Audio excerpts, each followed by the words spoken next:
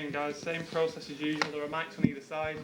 You can please remember to introduce yourself by name and organisation, and we'll set an embargo towards the end for Saturday at 10:30. Good afternoon, Pep.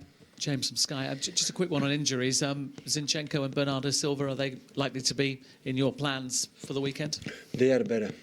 We'll see today and tomorrow. They are feeling better, but I don't know if they are fit for Sunday. Pep, Simon Stone, BBC. A lot was made, obviously, about the fact that you decided not to start with Kevin De Bruyne on Tuesday. Have you had a chance to think about that, and do you still think that was the right decision? And is he as important a player for you as he was last season, for instance? It is. Now it's no count. His decision is good or not after the game. Nothing changed. We have made sometimes decisions difficult to understand, but like we won, we are everybody genius. And when it doesn't work, we had a plan, the players knows the reason why we took that decision. We spoke with everybody and the way we want to play this first leg, and we did it quite well. In terms of your season, everybody's kind of focused on the two Tottenham games and the league game against Tottenham as well. But this is a very dangerous game, it seems, for Manchester City. That's true. Yeah, that's true. We knew it from weeks ago, how it be between these important games and Tottenham and Champions League. Have Selhurst Park is always difficult. I have been, not just for the stadium itself, for the quality of the players they have. And all departments, they are really, really well organized, and up front they have quality players to do actions 1 against 1, 1 against 2, 1 against 3. So, but 6 games left to finish the Premier League. We know we are what's playing for, and we're going to prepare well. Can you select a side without thinking what comes in the days and the week after? Can you ignore all that, or do you have to think about which players you're going to use in which games? No, in few positions, departments, we have enough players, and other ones we are only with problems. So no, because we are not in the process to think about it in next game in terms of Tottenham Champions League, Premier League. So it's at the end of the season. Every game is a final, and we're going to play with the team we believe is the best to face them. You know, for the physical condition, for the personality of our players, for the opponents, we're going to see, like always we do. Pep, Mendy from Premier League TV. I've been speaking to Vincent Kompany, and he's been talking about how he wouldn't be human if he didn't feel the pressure of a title race.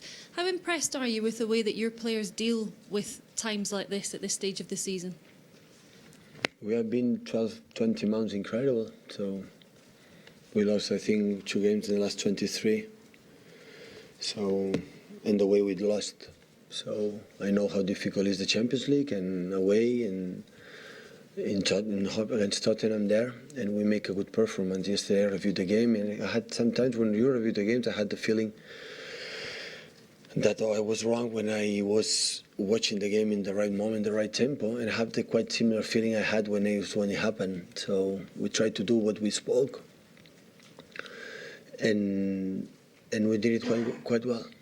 Palace are obviously hoping to do the double over year. What are your memories of the game at the Etihad, and how impressed have you been with what Roy Hodgson's done this season? Well, they have done so well. I think they are 11 points out from the relegation zone. So away they had incredible results. I think it's a team with a lot of quality players, and the teams we are in the position, middle position, low position, is one of the teams with the better quality. They have Roy Hodgson is an experienced manager with a lot of quality, have lived different experiences in different countries, and he knows how to handle that situations. We cannot forget, especially last season when we took over as a manager in a position nobody trusts, he could, stay in the Premier League, and he did it, and this season make continuity what he has done last season. Hello, Pep, here on your left. Hi. This question doesn't have anything to do with any match. It's just a tactical thing. When you play 4-3-3 with one holding midfielder, everybody knows how it works. But how do you manage to be brave and to develop your game and the fluidity of the ball when you play with two holding midfielders in the build-up of the game? How do you to manage to still keep the same philosophy with this build-up? Yeah, and I think nothing changed the philosophy about the setup, the system you use. Football is a question of the spaces, so, and especially the intention you want to play. And with two, you want to help. Sometimes you're holding midfielder to have must be helped to make a build up, and after you have one less player in front, but you have more control in the positions you need it for any circumstances. For especially the last game, for the problems we had with a lot of players come back for the injuries, and especially in the left back, we didn't have too many options in that moment for that specific game to control the quality for Tottenham game. And sometimes we decide to Gundo to help in the build-up, to Dino and for the other ones. But it's question of spaces. So if the players read exactly where are the spaces to make a build-up on the final third, that is not a problem. So you can attack and defense perfectly with 5 in the back or 3 in the back. You can make a perfect build-up with 3, with 2. Nothing changed too much because, for example, sometimes you play 4-3-3 in the setup, but when attacking midfielder come to receive the ball, we are making the build-up with 2 holding midfielders, not just with 1. So it's not a big issue about, but it's not all the players are in the same position. Question the spaces, and it depends on the movements of the opponents, how they jump, how they defend. After that, you create the spaces. Read that is important in football. Read the moment you create the spaces. And for the specific attempt, we decide to do that for different reasons that our players know it. Hi Pep, Andy Hampson from the Press Association. Ilkay Gundogan was quite strong in his comments after the game on Tuesday, suggesting that the team didn't respond well to the penalty setback and they do seem too nervous in Champions League games. Do you think he had a point at all? Well, I think I'm not agree with him. Absolutely not. So there are games when we concede a goal, we were a little bit there, but I think when we concede a goal, nothing happened. And especially in the second half, when it was under control except the first 5 minutes, the second half, we didn't concede one shot on target, and we are there many times. We didn't create too much, but we are there. After when we conceded a goal, nothing didn't happen. So in other games, yes, that's true. So it was completely different. For example, against Schalke, when we won 0-1, and in 5 minutes we conceded 2. So when the game was not, our game in Hotspur was much better than in Schalke.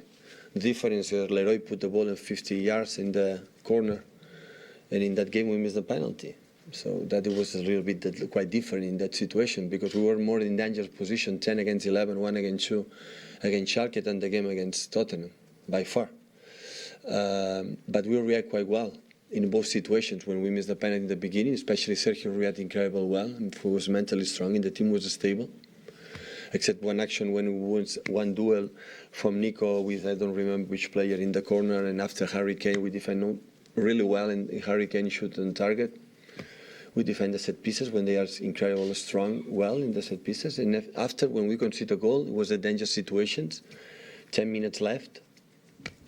Didn't happen. Nothing happened. We were there and we controlled it. So in that situation, if the fact that we feel the pressure, want to do it well, yeah, of course we want to do it well in all competition, especially in the Champions League. But the opponents play too, and they are good too. But in that case, I'm not completely agree with it. That's it. Regarding indeed a specific game, Hi, how are you? Francisco from TVI in Portugal. Before the press conference, we had a quick interview with Bernardo Silva. You praised him a number of times this season. I would like to ask you, which aspects do you think he improved the most since he arrived here in Manchester? And also in the national team, for example, in the last few seasons, sometimes he used to play more on the right wing and less in the middle. What do you think he can give, what is he giving to the team playing more in the middle? Which characteristics do you think will make him even more important in the future? Well, it's quite similar. I think he came as an incredible player, and he showed how incredible player he is. So he has to answer exactly what he changed his game since since he's here. So I don't know. And playing in a wide or playing more in the middle is quite similar because he's a fighter. He's a guy who runs a lot and helps us in defense. So smart, intelligent in the defensive movement. So intelligent, so clever, incredible clever. Know exactly when you come back inside, outside, and there. And with the ball is, you don't have to tell anything. So he reads exactly what he has to do in the decision maker. And he's top. In that he's top. When he's in the middle, he sees the spaces. When we're outside with the aggressivity 1-against-1, when he, with his movement, attract 2 or 3 players, how is his man free? He decides always well. So he's an excellent player.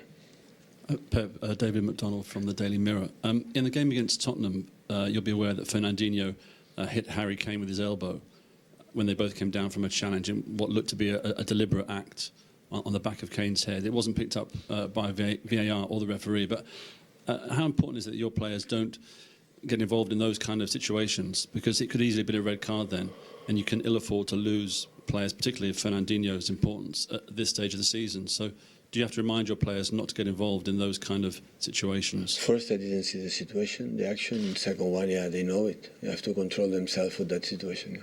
So you're not aware of that at all? I didn't see the image. Right.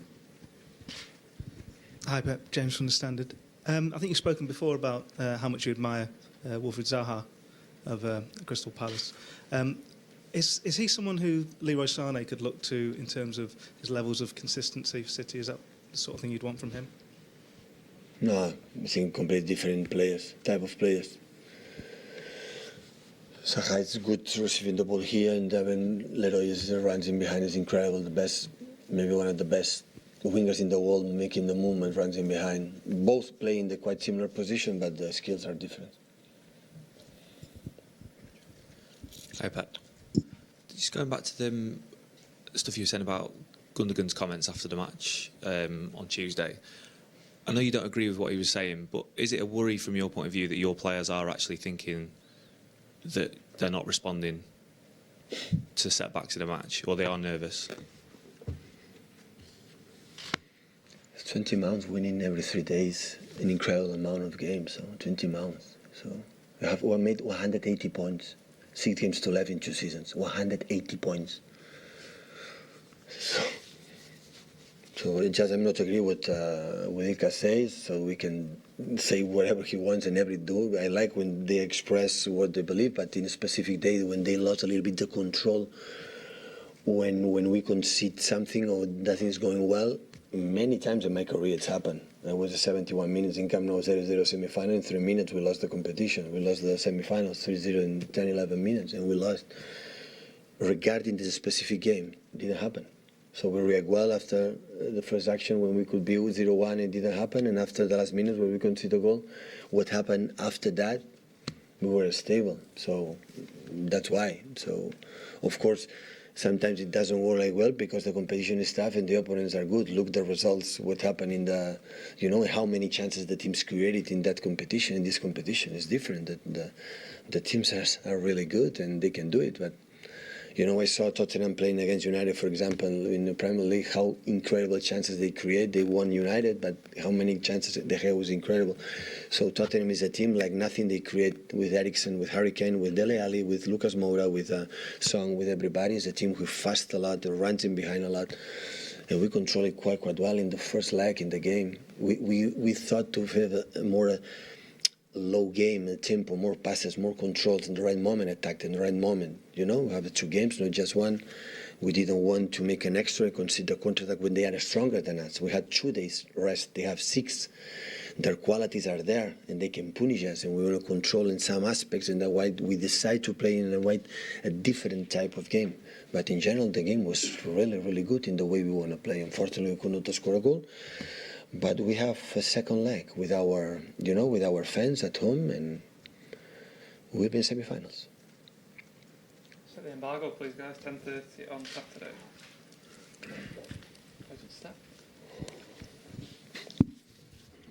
Hi, Pep. You've been asked